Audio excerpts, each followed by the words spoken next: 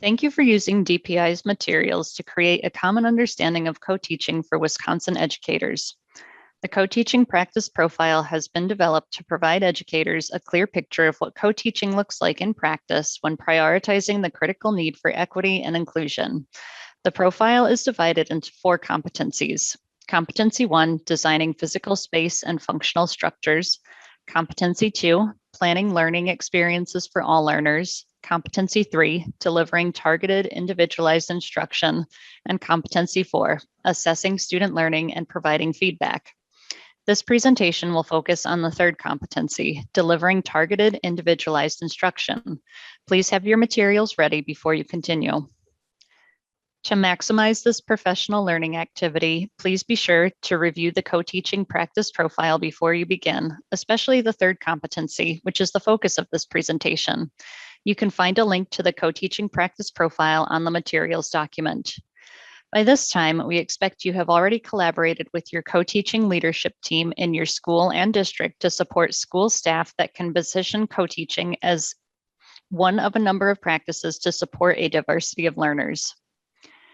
If you feel your co-teaching team needs additional background, watch the first presentation in the series, Co-Teaching Foundations, Building an Inclusive Environment. This will assist in understanding that co-teaching practices are part of an overall inclusive learning environment. By the end of this module, you will understand the purpose of a practice profile, understand and apply the use of high leverage instructional strategies, Competency 3A. Practice profiles identify the core components of a program, innovation, practice, or intervention and describe the key activities that are associated with each core component. Practice profiles enable a program to be teachable, learnable, and doable in typical human service settings. You can find a link to the practice profiles on the materials document. Practice profiles begin with the why of each competency, the contribution to systems transformation. In this case, why is this component important to achieving a high-functioning co-taught environment? Practice profiles employ 3 rubric headings: expected, developmental, and unacceptable. Expected or proficient includes activities that exemplify practitioners who are able to generalize required skills and abilities to a wide range of settings and contexts, use these skills consistently and independently, and sustain these skills over time while continuing to grow and improve in their position.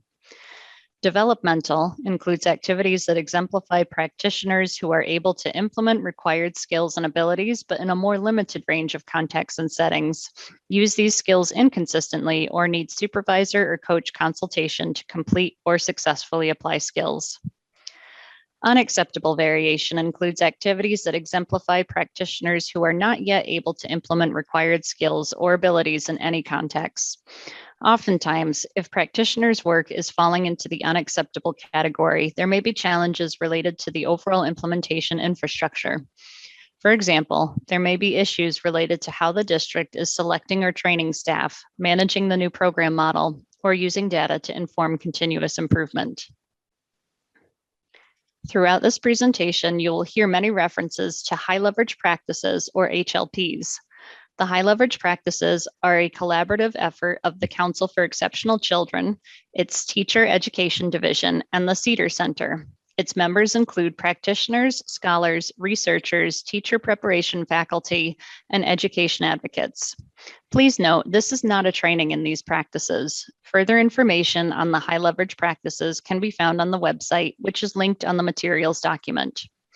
This broad overview focuses primarily on the instruction section of the high leverage practices and how these can be implemented in a co-taught classroom.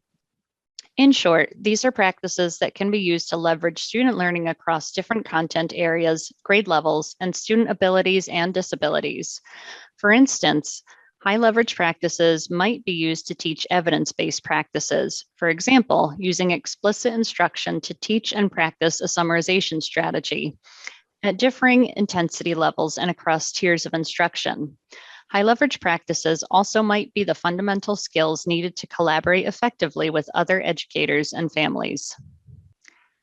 To ensure quality outcomes for students with disabilities, special education teachers should provide instruction that is evidence-based and highly responsive to these students' complex and varied needs.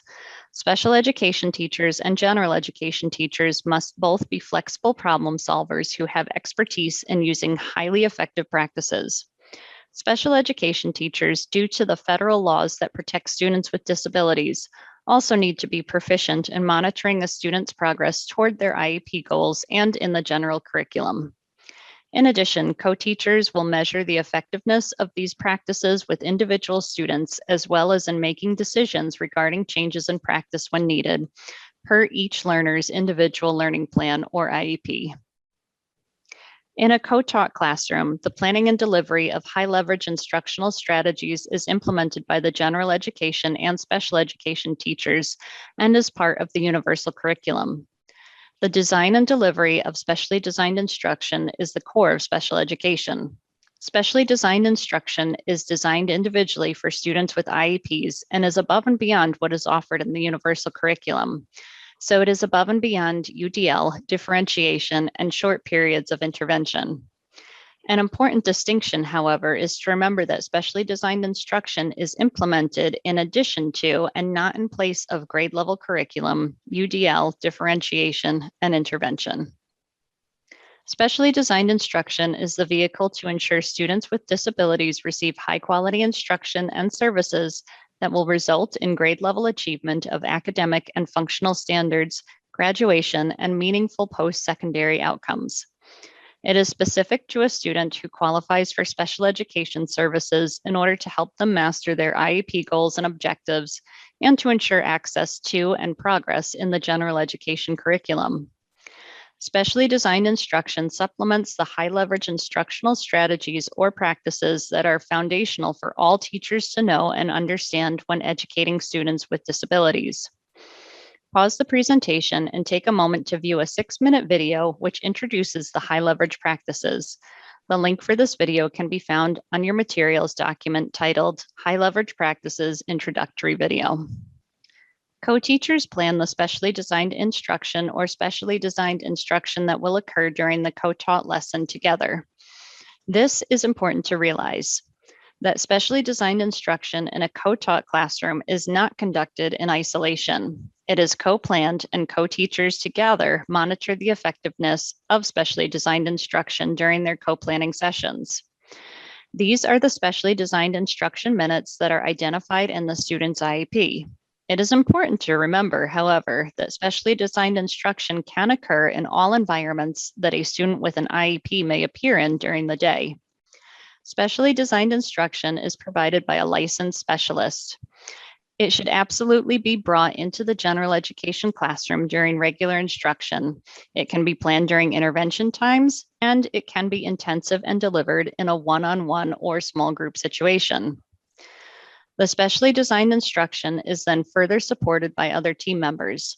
This support is infused throughout the students' learning experiences and environments as outlined and described in the IEP via accommodations and modifications. Note that these are not the minutes in the IEP identified as specially designed instruction. Rather, the IEP team decides which accommodations are needed to support the student in accessing the general education curriculum when the specialist isn't present. These accommodations are directly tied to the specially designed instruction that specialists provide. When specially designed instruction is delivered in one place, like a pull-out classroom, for instance, and is not supported by other staff members throughout the day, it runs the risk of not being generalized to other environments. Generalization is discussed further in this presentation. For your reference, High Leverage Practice 21 supports the generalization of new skills. Guidance on specially designed instruction can be found on DPI's website, as well as in the Foundation of Co-Teaching presentation in the series. Throughout this presentation, we will be asking participants to utilize the observations and dialogue strategy. The curiosity of learners can be ignited and captured by using a simple object, picture, question, video, or artwork. Observations and dialogue can be used as a summary activity that enables learners to reflect on their learning and consider different ideas. While looking at the selected stimulus, write down or share with your team your observations of what you see. Use your new knowledge, thinking, and inferencing skills to decide what you think about the observations. Ask yourself and the team, what is happening or being represented? Encourage everyone to support their thinking with reasons. Lastly, wonder what else might be happening within or outside the stimulus that may change, enhance, or support your thinking. The first observations and dialogue activity is to use your prior knowledge to answer the question, how do co-teaching partners implement specially designed instruction? Please use the Foundation's presentation for background knowledge and necessary language. When looking at the selected stimulus, write down or share with your team your observations of what you see in the Co-Teaching Foundation's presentation around specially designed instruction. Use your new knowledge, thinking, and inferencing skills to decide what you think specially designed instruction is. Ask yourself and the team, how is specially designed instruction being supported in environments when the specialist is not present? Encourage everyone to support their thinking with reasons. Lastly, discuss or write down what other wonderings you might have that may change, enhance, or support your thinking around specially designed instruction. Materials must be differentiated across multiple modalities to meet the unique needs of each learner. Remember, even though the instructional materials for each learner may vary, the grade level target or goal does not change. High Leverage Practice 15 emphasizes that teachers should always select those visual, verbal, and written supports that reinforce grade level targets. While differentiation can occur spontaneously during instruction, strong universal design for learning practice would be to have those supports pre-planned and in place prior to lessons, as well as pre-planning how to eventually fade the supports out as students gain independence. Instruction intentionally embeds specially designed instruction into lessons that occur within the general education classroom. The specially designed instruction is then directly related to supporting the learning targets of the general education curriculum. According to High Leverage Practice 11, identify and prioritize long and short-term learning goals. Co-teachers prioritize what is most important for students to learn by providing meaningful access to and success in the general education and other contextually relevant curricula. Co-teachers use grade level standards, assessment data, and learning progressions, students' prior knowledge, and IEP team goals and benchmarks to make decisions about what is most crucial to emphasize and develop long and short-term goals accordingly. As a team, they understand essential curriculum components, identify essential prerequisites and foundations, and assess student performance in relation to these components in the co-taught classroom. Collective responsibility means our teachers learn and work together systematically on a regular basis to collectively ensure higher quality instruction in all classrooms and better results for all students. In Competency 1, the necessity of a leadership team that assists in the identification and elimination of barriers was introduced. A culture that embraces collective responsibility leverages the leadership team so that inclusive practices are universally understood from the building principal down to the classroom. It is helpful to think of this as linked team structure. The use of linked teams will help to enhance and support collective responsibility in a school system. An infrastructure composed of linked teams can help reduce isolated silos that may be common in large systems.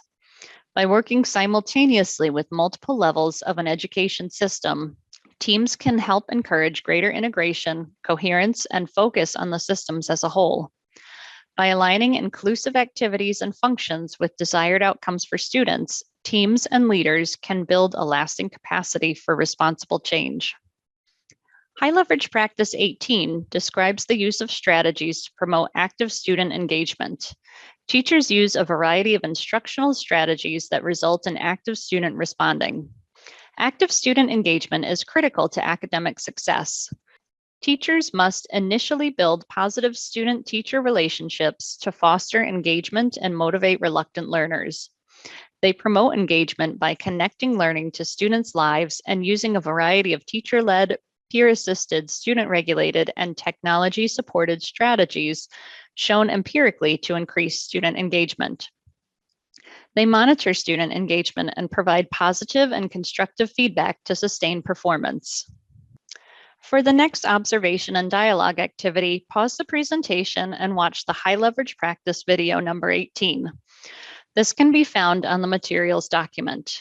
There are 3 key components of this HLP. They are: teachers must build positive teacher-student relationships. Teachers should use a variety of strategies for ensuring student engagement during lessons, and teachers need to actively monitor for engagement and provide ongoing specific feedback. After viewing the video, write down or share with your team your observations of what you see around student engagement in the classroom. Use your new knowledge, thinking, and inferencing skills to decide what you think about both active student engagement and teachers facilitating engagement through feedback. Ask yourself and the team, how do we promote both student engagement and feedback? Encourage everyone to support their thinking with reasons. Lastly, discuss or write down what other wonderings you might have that may change, enhance, or support your thinking. In Competency 1, parity is defined as the equal sharing of all classroom tasks.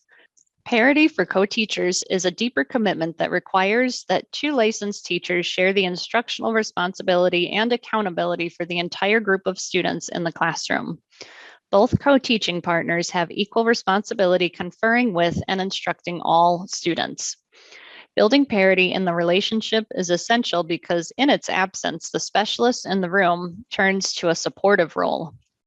When the specialist is supporting, a common mistake they make is to provide support only to the students who are eligible for an IEP. In this situation, the instruction is not equitable because both teachers are not equally supporting all students in the room with substantive instruction. What happens if co-teachers do not interchangeably confer and lose parity in terms of both teachers working with all learners? Consider this quote from the research article by Magira and Zygmunt in 2005. General education teachers spent significantly less time with students with disabilities when the special education teacher was present.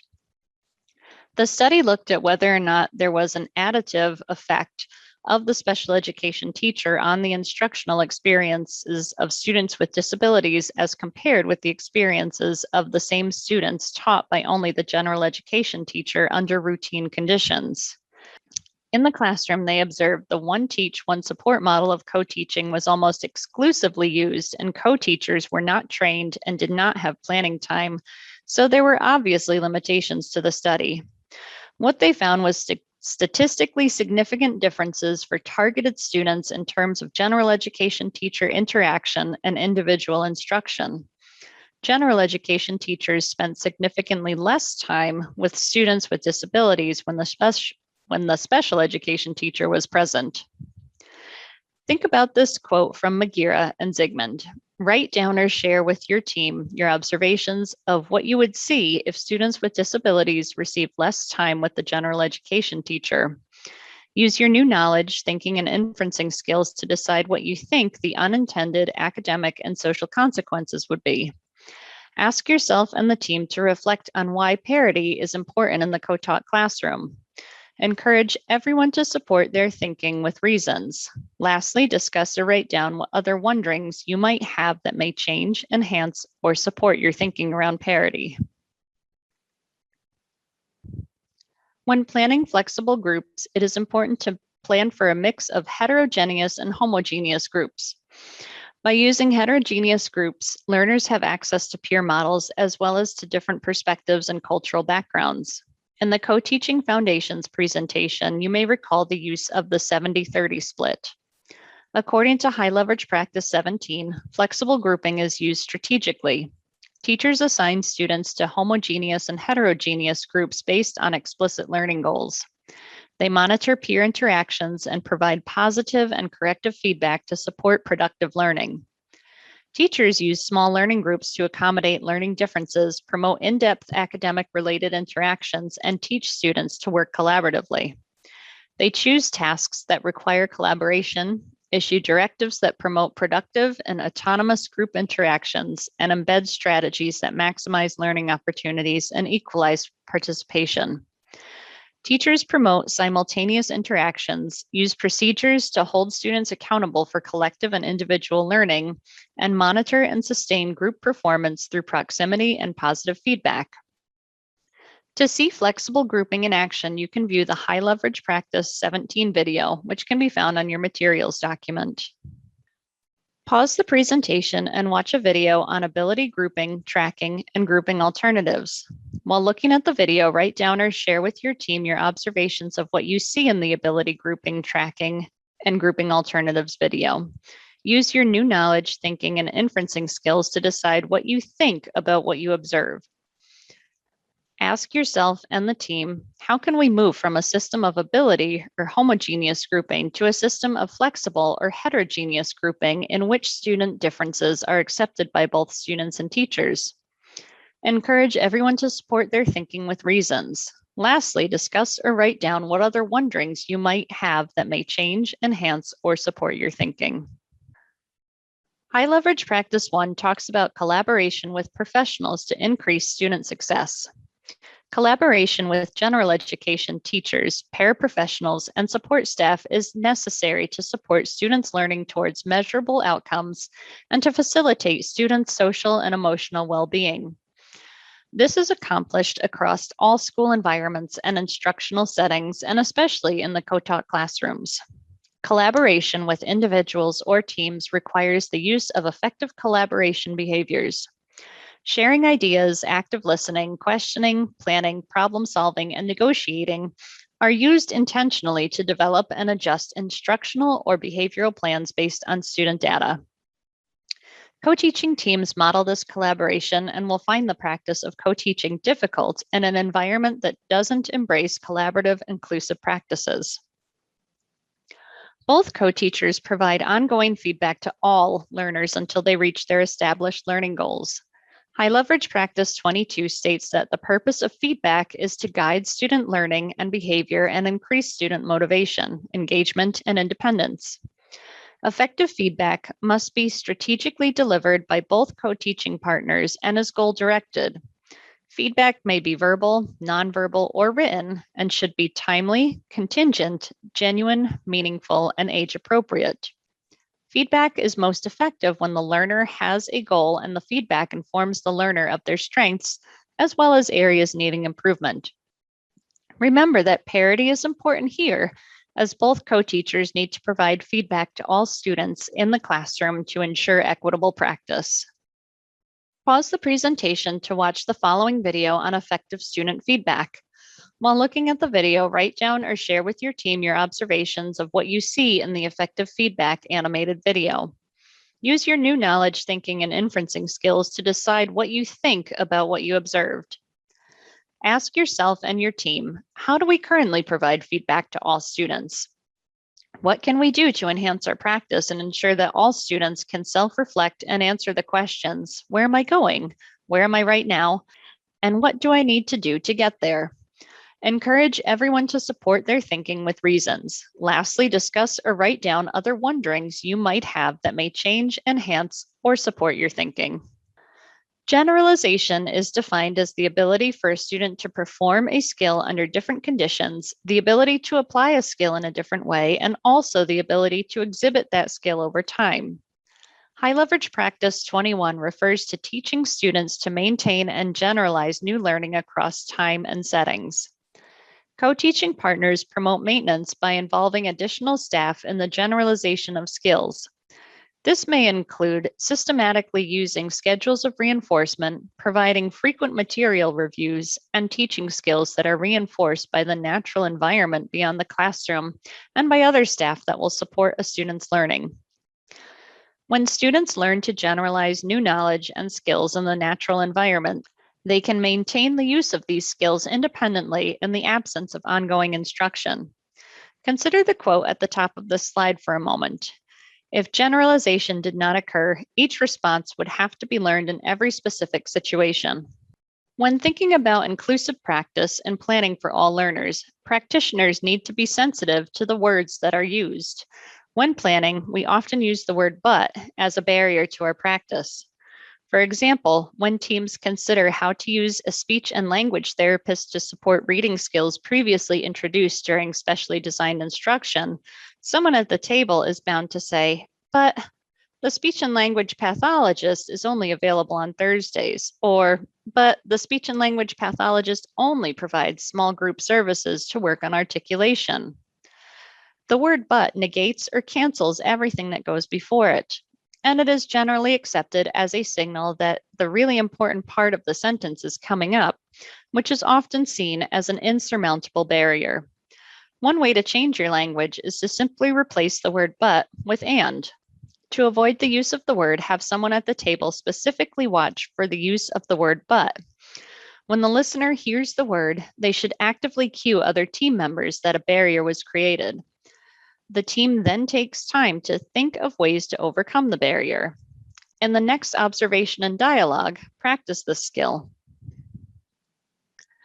Consider the strategies for promoting generalizations. Write down or share with your team your observations of what you see in the strategies. Use your new knowledge, thinking, and inferencing skills to decide what you think about what you have observed. Ask yourself and the team, how do we promote generalization of skills? How can we enhance our practice? And don't forget to have a partner listen for the word but. Encourage everyone to support their thinking with reasons. Lastly, discuss or write down what other wonderings you might have that may change, enhance, or support your thinking. High Leverage Practice 19 talks about the use of assistive and instructional technologies. Co-teachers select and implement assistive and instructional technologies to support the needs of students with disabilities, which ensures educational equity. The purpose of assistive technology is to maintain or improve a learner's functioning and independence to fully facilitate participation and overall well-being. Co-teachers choose new technology options by evaluating student needs. They make informed instructional decisions grounded in evidence, professional wisdom, and students' IEP goals. Co-teachers advocate for administrative support and technology implementation. It is important to remember that assistive technology devices and services is not limited by the learner having access to various technology platforms. For example, having access to iPads does not mean that a student has access to assistive technology. Assistive technology is an intentionally chosen device or service that supports a disability-related need. Assistive technology supports a learner's disability-related need in the areas of mobility, social-emotional, academics, fine and gross motor skills, and independence. Depending on the disability-related need, assistive technology can take on the form of high-tech devices or low-tech options, such as the use of pencil grips or Post-it notes. Co-teachers, along with the expertise of other IEP team members, explore and select augmentative and alternative communication devices and assistive and instructional technology products to promote student learning and independence. Deliberate use of communication and assistive technology devices and products can ensure access to the same opportunities as all students. It is important for both co-teaching partners to be part of this process because each teacher has valuable insight on how the device is working for the student and whether or not the student is able to meaningfully engage in classroom curricular expectations without their device or product. Co-teaching partners equally share the responsibility with IEP teams of assessing, implementing, and evaluating the use of augmentative and alternative communication devices and any other assistive and instructional technology products to promote student learning and independence. When assistive technology devices are specifically listed in a learner's IEP, the IEP team needs to review and revise the IEP if the assistive technology is not effectively allowing the learner to access the general education curriculum. Don't be afraid to be creative and to use professional judgment when choosing assistive technology devices for all learners as part of your multi-level systems of support. Many times, the assistive technology that works with students is found through trial and error and professional wisdom. Before we conclude this presentation, take a moment to discuss the following quote from Empowering Education. Imagine what it would be like to live in a world where everyone is treated the same no matter what. Is this a world you would want to live in? Why or why not? Thank you for viewing this presentation.